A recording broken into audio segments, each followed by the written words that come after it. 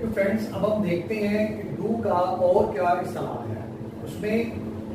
To express consent in short words, अब मुख्तसर अल्फाज में अपना रजामंदी का इजहार करने के लिए भी, अपनी रजामंदी का इजहार करने के लिए भी जो है वो डू इस्तेमाल करते हैं।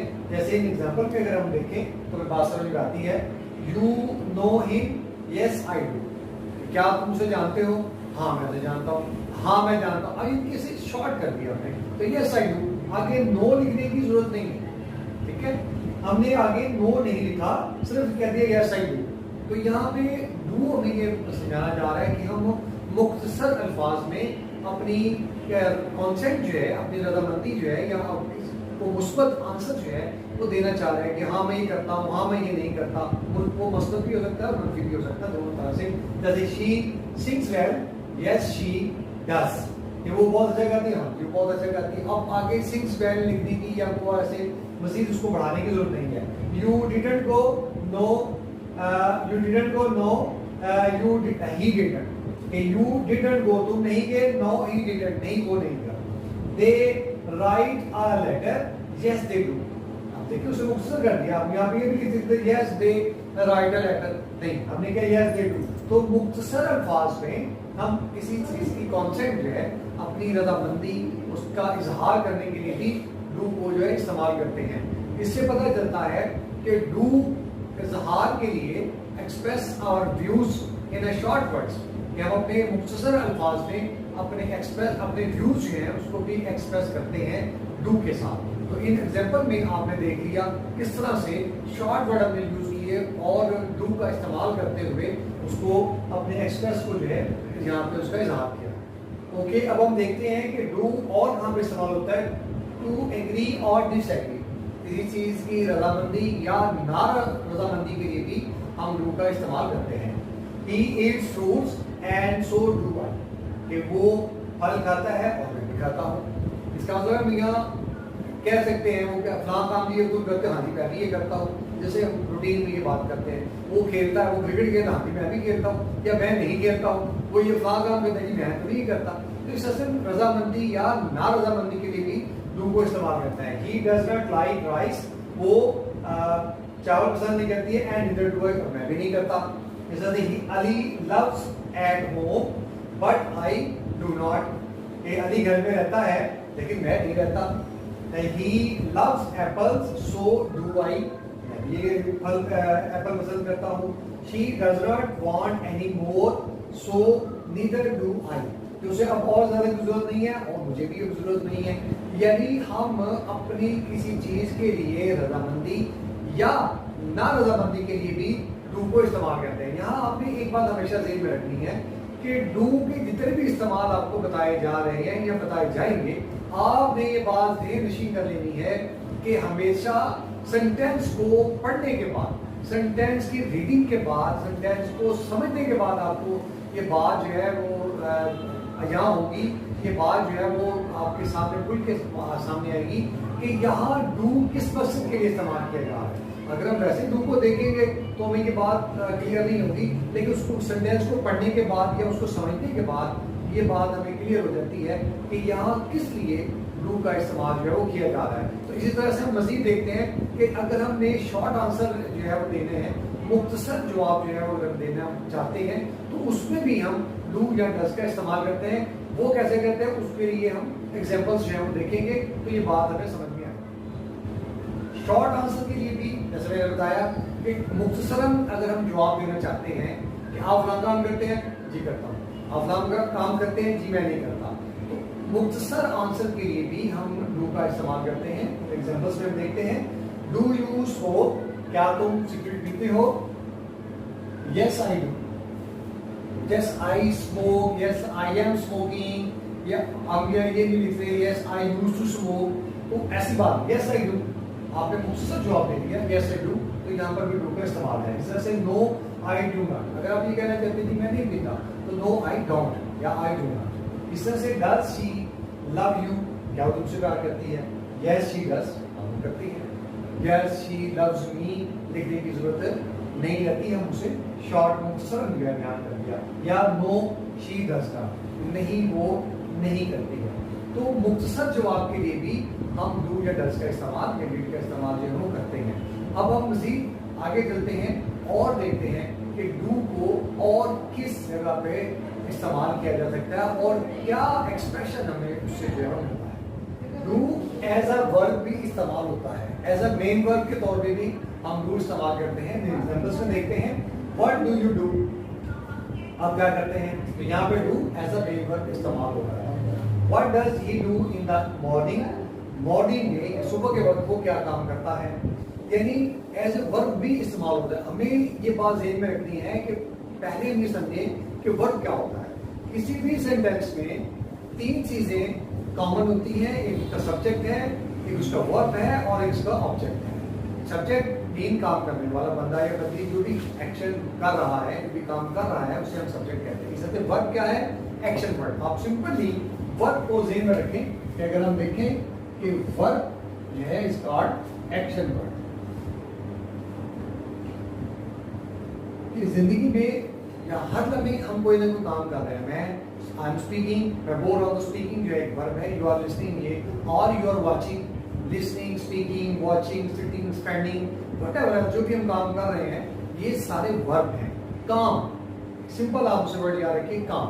या इंग्लिश में अगर हम देखें तो एक्शन वर्ड, तो वर्ब को हम एक्शन वर्ड भी कहते हैं। इस तरह ऑब्जेक्ट है कि जिस चीज पे वो काम हो रहा है। तो यहाँ हम बात कर रहे हैं कि डू जो है वो एज ए वर्ब भी इस्तेमाल होता है। जैसे हमने एग्जांपल्स में देखा, what do you do, what does he do, कि वो क्या काम करता है इन the morning. I do my work, I do, मैं करता हूँ, यानी कि यहाँ पे एज अ मेन वर्ब इस्तेमाल हो रहा है। डू समथिंग, कुछ करो। तो ये सारी एग्जांपल हमें बता रही है कि किस तरह से डू को एज मेन वर्ब जो है वो इस्तेमाल किया जा रहा है। इससे हम एक कदम और आगे चलते हैं और देखते हैं कि डू एज किस तरह से एज आप समझ लें कि अब वो वर्ब के तौर पे काम कर रहा है या किसी सजेशन में काम कर रहा है या किस तरह से वो और आगे काम कर रहा है। तो चलिए, टू एम्फसाइज, ताकीद के लिए, किसी बात पे जोर देने के लिए, टू स्ट्रेस समथिंग, कि हम किसी बात पे जोर देना चाह रहे हैं, ताकीदन कोई बात करना चाह रहे हैं, तो भी हम डू का इस्तेमाल करते हैं। जैसे you do look, you do look afraid, तो खौफजदा दिखाई देते हैं। ओके, इस तरह से I told her not to sit but she did sit, कि मैंने उसका ताकीद, मैंने उसे बताया, I told her not to sit, मैंने उसे बताया कि ना बैठो, बट ही डिड सिट, लेकिन वो बैठ गया। यानी कि इसका मतलब ताकीद या जोर देके ये बात कही जा रही थी, वो तो बैठ गया, कि मैंने उसे मना भी किया लेकिन इसके बावजूद वो बैठ गया। यानी कि यहाँ पे स्ट्रेस किया जा रहा है। वी डू वर्क हार्ड, हम मेहनत करते तो हैं, बात को भी कहा जाता है तुम तो मेहनत भी करते, तुम तो बड़ा काम करते हो, कहते हैं हम करते तो हैं। हम यानी कि हम हमारा अंदाज ऐसा होता है, हम अपने फेशियल एक्सप्रेशन से या अपने जेस्चर से बात शुरू करना चाहते हैं कि हम फला काम जो करते तो हैं ना, हम फला काम यूं तो करते हैं, फला काम यूं कर रहे हैं, फला यूं चीज कर रहे हैं। तो वो तब तकीदन या एक चीज पे जोर दे के बात करना चाह रहे हैं, एम्फसाइज करना चाहते हैं उस बात पे, तो भी हम जो है वो डू का इस्तेमाल करते हैं। जैसे ये वी डू वर्क हार्ड, हम मेहनत करते तो है। इस तरह से डू टेक केयर, भाई एहतियात करो, लाज़िम एहतियात करो, यहाँ पर भी ताकीद की जा रही है, स्ट्रेस किया जा रहा है, एम्फसाइज किया जा रहा है। आई डिड टेल हिम, मैंने उसे बताया तो था, जब फलां काम तो नहीं हुआ, तुमने तो उसे बताया नहीं, मैंने तो बताया तो था। तो यहाँ पे आई डिड टेल हिम। जैसा I do take my breakfast, मैं अपना नाश्ता करता तो हूँ। मैं यार आपकी सेहत अच्छी नहीं है, तुम नाश्ता करो, भाई मैं नाश्ता करता तो हूँ। ये फलां काम भी आप यूँ कर, आप भी फेल हो गए, आप मेहनत भी करते नहीं, मैं मेहनत करता तो हूँ, मैं पढ़ता तो हूँ, मैं फलां काम तो करता हूँ। तो वो हम ताकीदन या हम ये कह लें कि किसी चीज़ पे जोर दे रहे हैं, उस पर एम्फसाइज करना चाहते हैं, उसको स्ट्रेस दे रहे हैं, उस चीज़, उस बात पे खास जुमले पे हम जोर दे के उसको कहना चाह रहे हैं, तो भी जो है वो डू का इस्तेमाल किया जाता है। जैसे इन एग्जांपल्स में आपने जो है वो समझा कि किस तरह से डू, डिड या डज का इस्तेमाल ताकीदन जो है या जोर देने के लिए किया जाता है। अब हम इससे आगे चलेंगे और देखेंगे कि डू का इस्तेमाल और कैसे हो सकता है। आज हम इस वीडियो में, आपको ये वीडियो एंड तक जो है वो जरूर देखनी है, इससे आपके डू के मुताबिक जितने क्वेश्चन हैं कि डू को as helping verb, do did जो है या डज जो है एज हेल्पिंग वर्ब कहाँ और किन किन मौकों पे ये इस्तेमाल होता है, ये क्लैरिटी जो है इंशाल्लाह आपको जो है वो हो जाएगी और आप समझ पाएंगे कि डू एज हेल्पिंग वर्ब किस तरह से किन किन मौकों पर इस्तेमाल होगा। फॉर सजेशन, डू का इस्तेमाल सजेशन के तौर पर भी यानी तजवीज़ के तौर पर, जिसमें हम किसी बात को एज ए सजेशन कहना चाह रहे हैं कि आप ये काम क्यों नहीं कर लेते, आप फलाना क्यों नहीं कर लेते, आप इस तरह से क्यों नहीं कर लेते, तो वो एक तरह की सजेशन है। यानी जैसे मैंने पहले बयान किया कि आपने सेंटेंस को समझना है, उसकी सेंस को समझना है, देन आपको बात समझ में आएगी यहाँ पे डू किस तरह से इस्तेमाल किया जा रहा है या किस मकसद के लिए इस्तेमाल किया जा रहा है। जैसे अगर इन एग्जांपल में हम देखें, why don't you work hard, कि तुम मेहनत क्यों नहीं करते, भाई ये एक बेसिकली तजवीज़ दी जा रही है ना, कि भाई मतलब कहने का क्या है कि भाई आप मेहनत करें। तो हम बाहर वो नेगेटिव बात करते हैं कि why don't you work hard, तुम मेहनत क्यों नहीं करते, मतलब ये तजवीज़ है कि तुम मेहनत करो। कभी मुझे अब जैसे हम जनरली ये देखते हैं कि बंदा कहते हैं कि फलां काम की मैं पास नहीं हो रहा, मुझे तो ये काम मुश्किलात पेश आ रही है मेरे पास है, तो क्या उसे कहते हैं कि तुम मेहनत क्यों नहीं फिर करते, तुम फलां काम क्यों नहीं कर लेते, तुम ये क्यों नहीं खा लेते, तुम वो क्यों वहाँ क्यों नहीं बैठ जाते। तो वो बेसिकली तो एक तजवीज़ है, एक सजेशन दी जा रही होती है उन बातों में। तो यहाँ पर भी यही बात समझाई जा रही है, why don't you come my school, कि तुम मेरे स्कूल क्यों नहीं आ जाते, मेरे फलां स्कूल अच्छा नहीं है, फलां इंस्टीट्यूशन अच्छा नहीं है, तो मुझे क्या कहते हैं यार तुम मेरे स्कूल क्यों नहीं आ जाते भाई।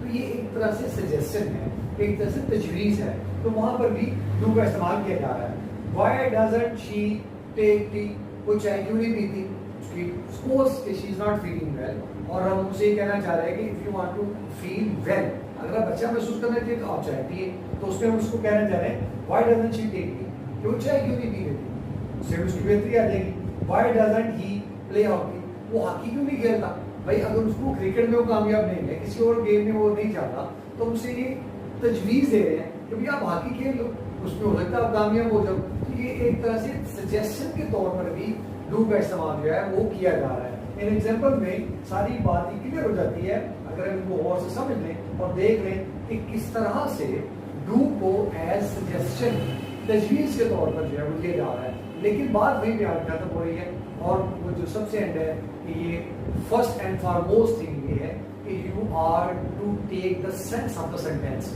कि आपको सेंटेंस की सेंस को समझना है कि इस लेवल पे क्या बात जो है हमें समझाई जा रही है और किस तरह से किस बात को किया जा रहा है। अब हम आगे चलते हैं और देखते हैं कि सजेशन के अलावा डू का क्या इस्तेमाल है। डू को हम एप्लीकेशन और इन्विटेशन इन दोनों मकसद के लिए भी इस्तेमाल करते हैं। एप्लीकेशन मीन हम किसी को दरख्वास्त करना चाहते हैं, एप्लीकेशन डजंट मीन कि आप कोई रिटर्न कोई चीज़ किसी को देना चाह रहे हैं, आप ऑरली किसी से दरख्वास्त करते हैं मेहरबानी करके ये काम करते हैं, मेहरबानी करके आप खत लिखिए, मेहरबानी करके आप देगा, तो वो एक तरह से एप्लीकेशन ही है। आप किसी को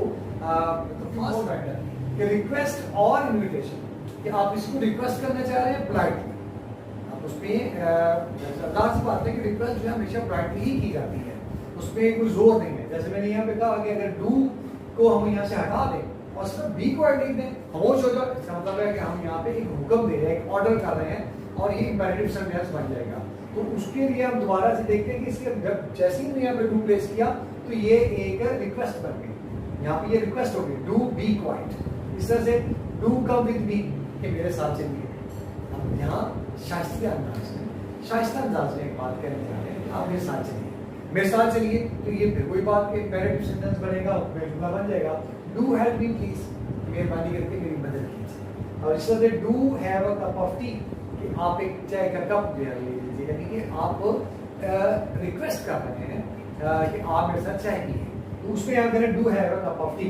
इस तरह से डू हैव अ सैमरा, जब सैमरा पी सॉफ्ट ड्रिंक का पेश कर रहे हैं तो उसके लिए भी आप इस तरह से कह सकते हैं। इस तरह से do write a letter please, एक उसे खत लिखिए, उसे खत लिख लीजिए। यहाँ हुक्म नहीं है, मैं बार बार इस बात को कह रहा हूँ कि अगर आप इन सब सेंटेंसेस में से डू निकाल देंगे तो वो सिर्फ इंपेरेटिव सेंटेंसेस रह जाएंगे। और वो फ्रेंड्स आज आपने डू के मुख्तलिफ इस्तेमाल जो हैं उसको सीखा और समझा कि डू एज हेल्पिंग वर्ब कहाँ कहाँ और किन मौक़ों पर इस्तेमाल होता है। आज के लिए हम इतना ही करेंगे और नेक्स्ट लेक्चर में मैं आपको मज़ीद डू के इस्तेमाल, डू, डिड और डज के इस्तेमाल के बारे में इंशाल्लाह बताऊंगा। तो थैंक्स फॉर वाचिंग, मिलते हैं अगले लेक्चर में एक अच्छे और इंफॉर्मेटिव लेक्चर के साथ। टिल द नेक्स्ट वीडियो, अल्लाह हाफिज़।